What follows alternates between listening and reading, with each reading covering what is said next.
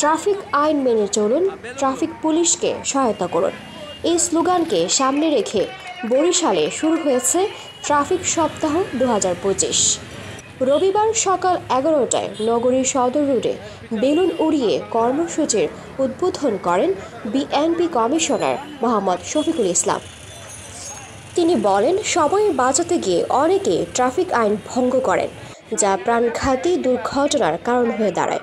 শারদীয় দুর্গাপূজা উপলক্ষে পূজা মণ্ডপ এলাকায় বাড়ানো হয়েছে ট্রাফিক নজরদারি। বৈধ কাগজপত্র ছাড়া গাড়ি না চালানো, হেলমেট ব্যবহার ও উল্টো পথ এড়িয়ে চলার নির্দেশনা দেওয়া হয়েছে। নিয়ম ভঙ্গকারীদের বিরুদ্ধে নেওয়া হবে কঠোর ব্যবস্থা। ট্রাফিক সপ্তাহে নগরীতে আইন মানার বিষয়ে চালক ও যাত্রীদের সচেতন করতে বিভিন্ন কার্যক্রম হাতে নিয়েছে বরিশাল মেট্রোপলিটন পুলিশ।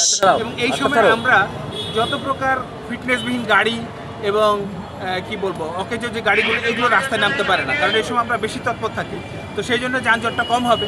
আর বরিশালে এত উদ্দীপনা নিয়ে পূজা উৎসব পালিত হয় যে অনেক সময় ভিড় লেগে যায়। তো সেই জন্য আমরা এটা একটা কৌশল নিয়েছি এবং এটা গতবারে খুব ভালো ফল পেয়েছি, এবারও ইনশাল্লাহ পাবো।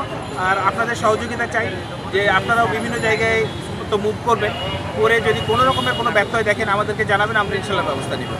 জ্যামটা হয় এইটুকু নগরবাসীকে একটু সহ্য করতে হবে, কারণ এখানে নিম্ন আয়ের লোকজনও কিন্তু এই কাজগুলো করে, ঠিক আছে। এখন দেখেন এটা জায়গা তো বরিশাল শহরে নাই, এটা তো জানেন। আমরা কিন্তু এখানে যে অভিযান চালাই না তা না, মাঝে মধ্যে দেখবেন যে আমরা অভিযান চালাচ্ছি।